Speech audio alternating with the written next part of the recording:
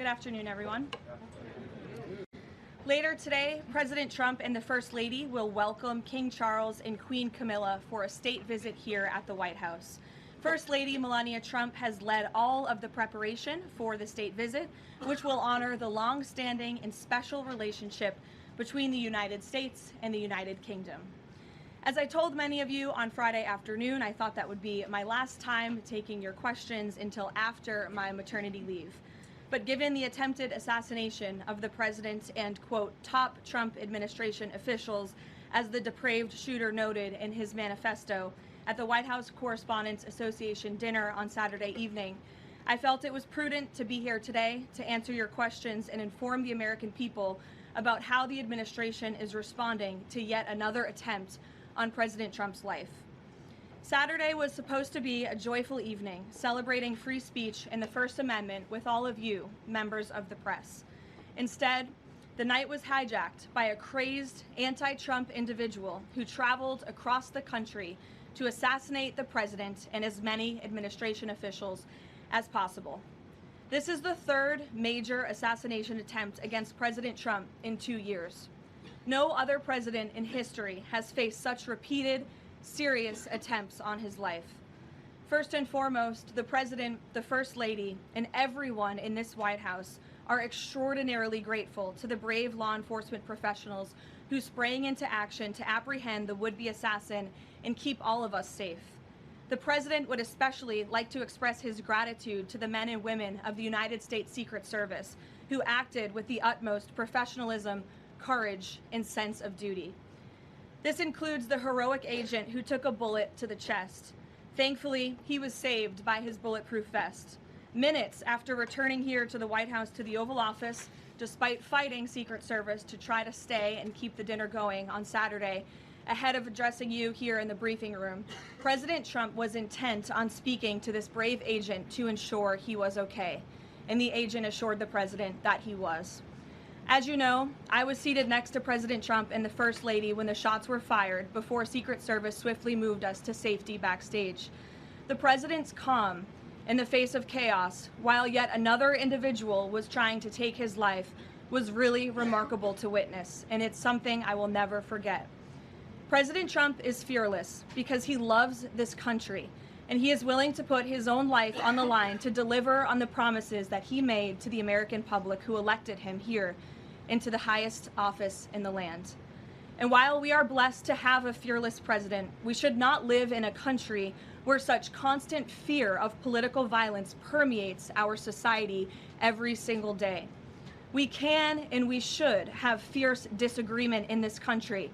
As you all know, we disagree often, myself in this role and all of you in the news media, but those disagreements must remain peaceful.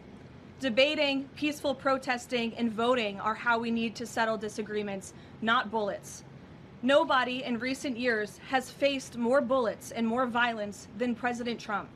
This political violence stems from a systemic demonization of him and his supporters by commentators, yes, by elected members of the Democrat Party, and even some in the media. This hateful and constant and violent rhetoric directed at President Trump day after day after day for 11 years has helped to legitimize this violence and bring us to this dark moment. Those who constantly falsely label and slander the president as a fascist, as a threat to democracy, and compare him to Hitler to score political points are fueling this kind of violence. The left-wing cult of hatred against the president and all of those who support him and work for him has gotten multiple people hurt and killed, and it almost did so again this weekend. When you read the manifesto of this shooter, ask yourselves, how different is the rhetoric from this almost assassin than what you read on social media and hear in various forums every single day? The answer, if you're being honest with yourself, is that there is no difference at all. Much of the manifesto of the would-be assassin is indistinguishable from the words that we hear daily from so many. For example, as the First Lady of the United States pointed out this morning, just 2 days prior to the shooting, ABC's late-night host Jimmy Kimmel disgustingly called First Lady Melania Trump an expectant widow. Who in their right minds says a wife would be glowing over the potential murder of her beloved husband? And having experienced what I did with the First Lady on Saturday night, I can tell you that she was anything but that. This kind of rhetoric about the President, the First Lady, and his supporters is completely deranged, and it's unbelievable that the American people are consuming it night after night after night. As President Trump said on Saturday night at this podium, we as Americans must recommit ourselves to resolving our differences peacefully and uniting around the shared values that make our country great. The deranged lies and smears against the president, his family, his supporters have led crazy people to believe crazy things, and they are inspired to commit violence because of those words. It has to stop. And one more point. Saturday night served as yet another reminder of how important it is to fund the Department of Homeland Security. It is shameful that the United States Congress has kept this vital agency defunded for 73 days, the longest shutdown of a federal agency in U.S. history. The Secret Service is a vital component of DHS. It has been directly impacted by this reckless political gamesmanship.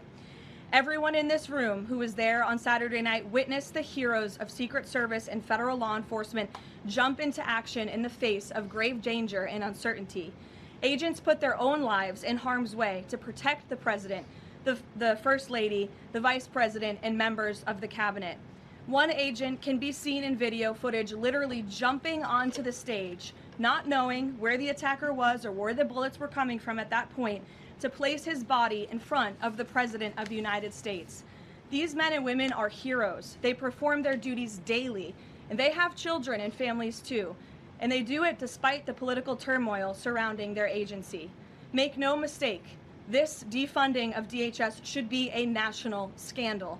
If Republicans defunded DHS and we saw another attempted assassination on a Democrat president, I would hope that the media coverage would be relentless and unforgiving, and I hope that it continues to be now.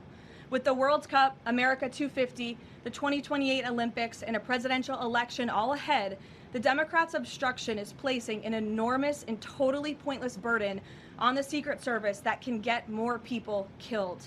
Enough is enough. There should be no further debate about this. Democrats need to do what President Trump has been calling on them to do for 73 days in a row and fund the Department of Homeland Security, period. This is a national emergency, and every member of Congress needs to put their country over party and get the Department of Homeland Security funded.